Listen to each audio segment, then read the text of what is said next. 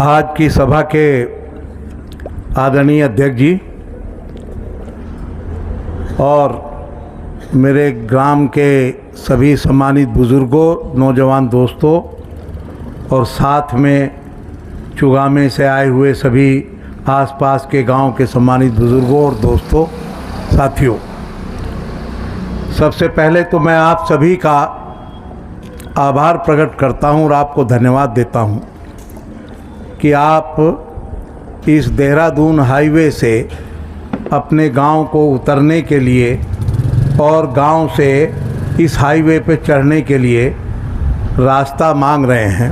2 cut आपकी मांग है और इस धरने को, जैसा कि आप सब लोग बता रहे हैं, जितने भी वक्ता आए और धर्मेंद्र प्रधान जी ने भी मैं गांव में था जब अभी घर पे, तो मुझे बताया कि लगभग 42 दिन इस धरने को चलते हुए हो गए।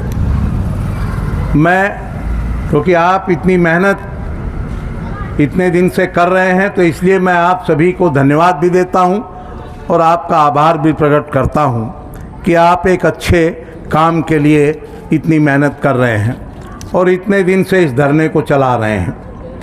ऐसी गर्मी में कोई भी व्यक्ति अगर उसको छोटा सा काम बताओ तो उससे भी मुंह फेर लेता है, लेकिन किसान यूनियन इस बात की धन्यवादी है कि वो 42 दिन से इतना बड़ा आंदोलन लेकर के चल रहे हैं। ये तो मैं आपका आभार प्रकट करता हूँ, लेकिन मैं कुछ बातें आपकी जानकारी में देना चाहता हूँ। साथियों, जब ये हाईवे बनना शुरू हुआ था तो मैं अक्सर गांव में आता रहता हूँ, क्योंकि मेरी कर्म भूमि है, मेरी जन्मभूमि है और आप सभी को पता भी है कि मेरे पिताजी की तो ख़ास तौर से ये कर्म भूमि थी। मैं तो बचपन से यहाँ पढ़ा भी नहीं, लिखा भी नहीं, मैं पढ़ाई भी मेरी बाहर ही हुई और हिंदुस्तान के कई कोनों में मेरी पढ़ाई हुई, तो इसलिए बचपन से ही मैं गांव में नहीं रहा कभी। लेकिन अपनी कर्म भूमि से, अपनी जन्मभूमि से मुझे बराबर एक विशेष लगाव रहा, क्योंकि जहाँ से मैं निकला हूँ, जहाँ से ये शाख फूटी है, तो मैंने अपने पिता को भी काम करते देखा है और जिसको आप प्रमुख साहब के नाम से ही जानते थे। तो इसलिए मैं कहना ये चाहता हूँ कि बगैर आप लोगों के आज इस प्रयास के, जब ये हाईवे बनना शुरू हुआ था तो मैंने खुद ये प्रयास किया था और मैंने सोचा था कि ये देहरादून का हाईवे बिल्कुल मेरे गांव से लगता हुआ निकल रहा है और इस रास्ते पे कि जो मेरे पिताजी की कर्मभूमि रही है, मेरी भी रही है, और जिसको प्रमुख रहते हुए पंडित रमेश चंद्र शर्मा जी ने बरनावा से लेके और इस हाईवे को और इस पुल को बना करके छपरौली तक जोड़ने का काम किया था, तो मेरी दिली इच्छा थी कि इस हाईवे पे दोनों तरफ से कनेक्शन मेरे इस पुसार, बरनावा, पुसार और छपरौली के मार्ग से इसका जुड़ाव होना चाहिए। और मैं आज आपको बता रहा हूँ, क्योंकि कोई अवसर ऐसा मुझे नहीं मिला था, बल्कि ये बात शायद धर्मेंद्र प्रधान जी को थोड़ी बहुत मालूम होगी। जब मैंने इसके प्रयास किए, उस वक़्त गडकरी जी के नीचे जो छोटे मंत्री थे, जिनके अंडर में भी ये हाईवे था, जनरल वी.के. सिंह, जो गाजियाबाद से सांसद बने, और जनरल वी.के. सिंह न जाने क्यों, मैं तो कांग्रेस का आदमी रहा, लेकिन जनरल वी.के. सिंह मुझसे न जाने क्यों प्रभावित थे। वो अपने चुनाव में भी मुझसे मदद मांगने आए और हाथ जोड़ के मुझसे कहने लगे, शर्मा जी, मैं गाजियाबाद बहुत जगह घूमा हूँ, आपका बड़ा जलवा है यहाँ, मेरी मदद कर दो, मैं तो सिपाही रहा हूँ आर्मी का, अगर आपकी मदद मिलेगी तो मैं चुनाव जीत जाऊँगा। मैंने कहा, जनरल साहब, आप मेरे घर पे आए हैं, चाय पीजिए, कॉफ़ी पीजिए, नाश्ता करिए, लेकिन आप भाजपा के हैं और मेरा कांग्रेस का, तो मैं आपकी खुल के तो मदद नहीं कर सकता, लेकिन एक सैनिक के नाते, क्योंकि आपने भी सेवा की है देश की और आप मेरे घर पे चल के आए हैं, तो मैं आपकी ज़रूर मदद करूंगा। और वो मदद में जितने मेरे मिलने वाले लोग हैं उनको मैं अपने फ़ोन से बात करके ये कहूँगा कि जनरल वी.के. सिंह को जिता करके भेजो। तो वो मेरे इस बात से प्रभावित थे और मानते थे, इसलिए मैंने उनसे कहा, जब ये विभाग उनको मिला और NHAI ये विभाग बना कि हाईवे के लिए इनको काम करना है, तो मैंने जनरल वीके सिंह साहब से कहा उस वक़्त, और उसके थोड़े दिन के बाद चुनाव आ गए थे, जो 24 के चुनाव हुए, तो मैंने उनसे एक ही बात कही। मैंने कहा वीके सिंह साहब, आपसे मुझे कोई काम नहीं है, मेरे से जो बना मैंने किया, लेकिन मैं आपसे कोई काम लेने नहीं आऊँगा कभी, ये आप ध्यान रखना। कहेंगे नहीं, कैसी बात आप करते हैं, अरे कभी भी हो कोई छोटा मोटा तो बताइएगा। तो मैंने उनसे एक दिन, वो मेरे से फिर मिलने आए दिवाली से पहले, घर पे ही आए, तो कहने लगे मैं आया हूँ चाय पीने। मैंने कहा बड़ा अच्छा किया, चाय पिलाएंगे आपको, बैठ के बात होगी, लेकिन आज तो मैं भी आपको कोई ना कोई काम बताना चाहता हूँ। तो वीके सिंह साहब मुझसे कहने लगे, अरे ये मेरे लिए तो सौभाग्य होगा, बड़ा अच्छा होगा, शर्मा जी बताइए।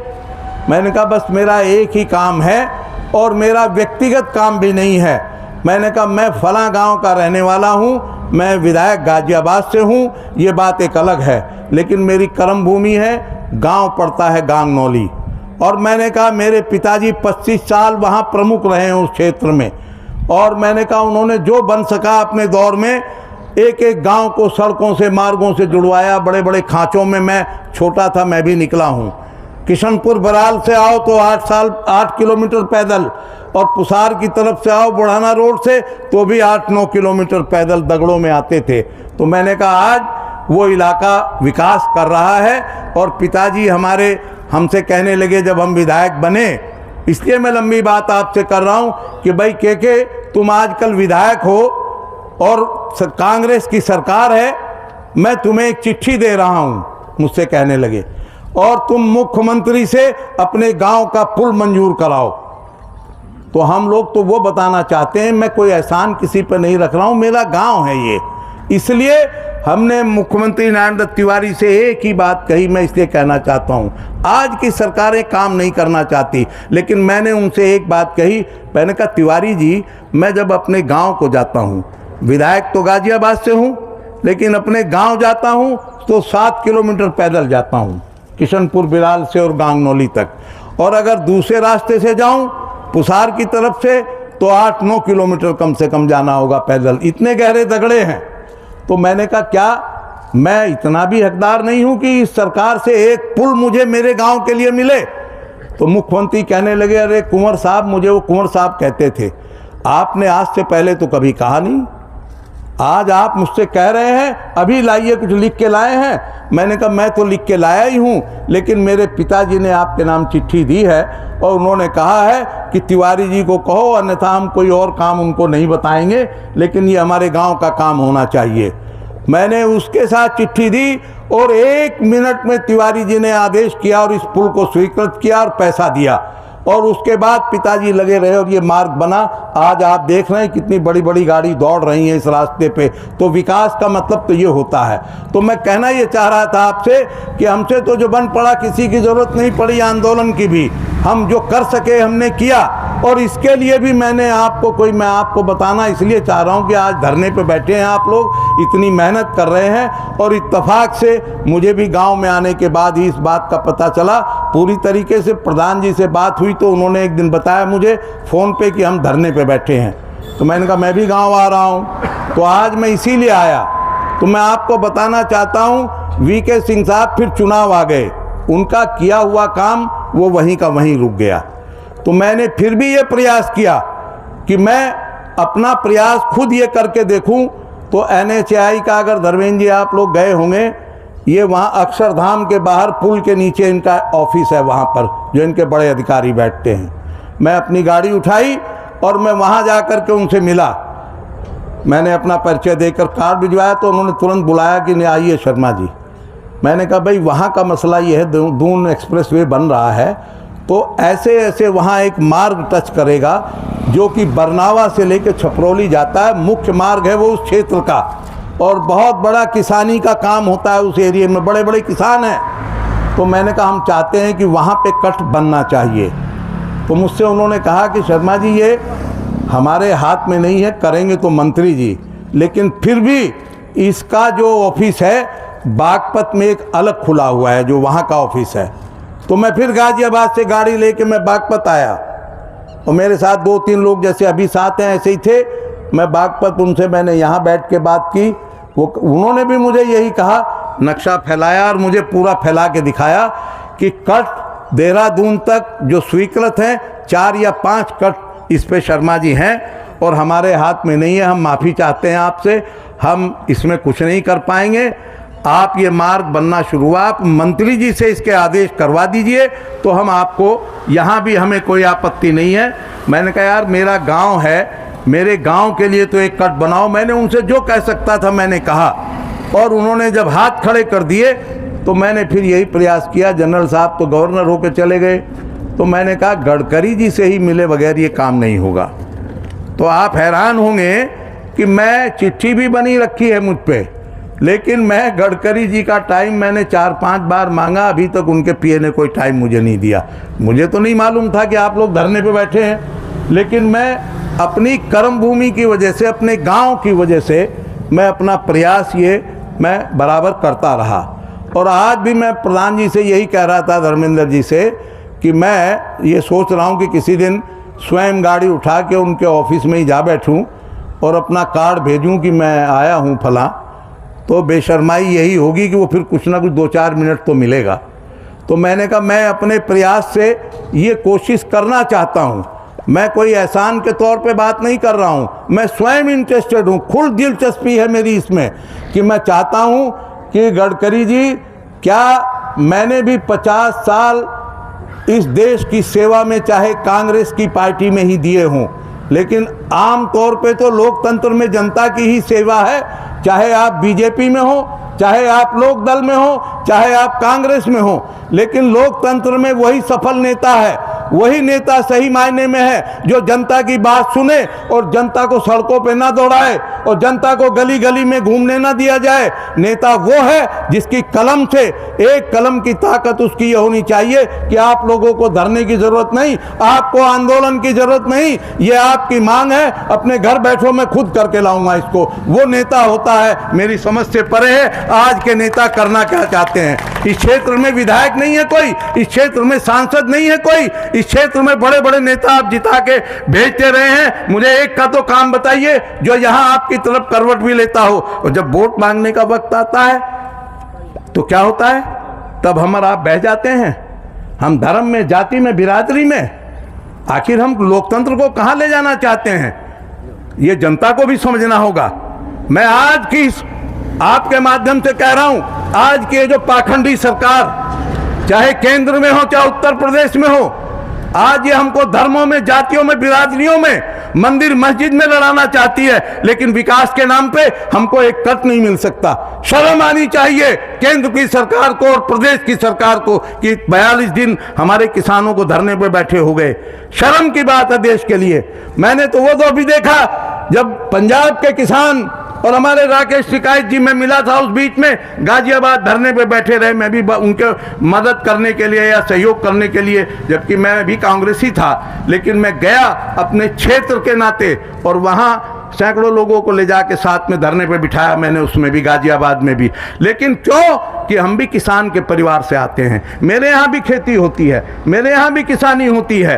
अब किसान का दर्द हम नहीं समझेंगे तो कौन समझेगा? जो किसान के नाम पे नेतागिरी करते हैं केंद्र में बैठ के, वो आपकी तरफ देखना भी नहीं चाहते। इसके लिए 42 दिन धरने की जरूरत नहीं थी मेरी नज़र में।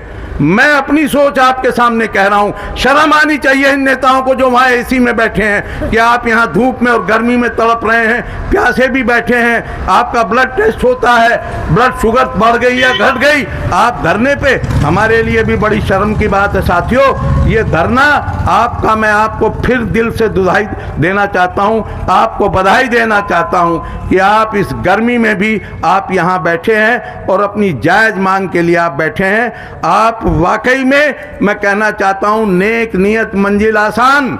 आपको कट तो मिल के रहेगा, चाहे आपकी मेहनत से मिले, चाहे मेरी मेहनत से मिले या हमारे बुजुर्गों की मेहनत से मिले, कट आपको जरूर मिलेगा। आप इसी तरह बैठे रहें।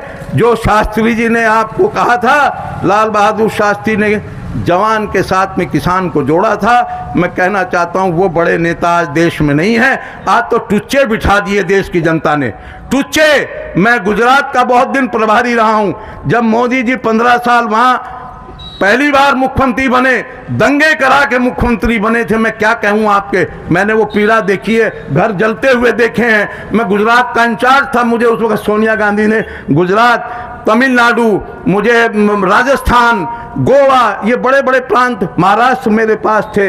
मैं पार्टी के लिए मेहनत करता था और गुजरात में बहुत वक्त दिया उस वक्त जब इन्होंने आग लगवा दी गुजरात में सिर्फ कुर्सी पाने के लिए। और आज भी वही हिंदुस्तान में हो रहा है, हिंदू मुसलमान करो और सत्ता में बैठे रहो। आपके लिए ना रोजगार मिलेगा, ना आपको उद्योग मिलेंगे, ना आपको कट देंगे। ये हालत आज देश के प्रदेश की हो रही है। तो हमको आपको जागना होगा। आप इसी मेहनत से लगे रहे, आपको कट जरूर मिलेगा। और हमारा पूरा प्रयास, मैं कोई दिखावा नहीं करता हूँ, आप भी जानते हैं ना, मैं दिखावे का कभी शौकीन रहा। और मैं तो सिर्फ इसलिए कह रहा हूँ कि मेरा काम है, मैं पूरी कोशिश करूँगा, तन्मयता से करूँगा। गडकरी जी से भी टाइम लेने का प्रयास कर रहा हूँ और इस कट को चाहे मेरे कहने से हो या आपकी मेहनत से हो, ये बनना चाहिए, ये मेरी दिली इच्छा है। मैं सबको धन्यवाद देता हूँ, आभार प्रकट करता हूँ। आपकी मेहनत कामयाब होगी। धन्यवाद। जय हिंद।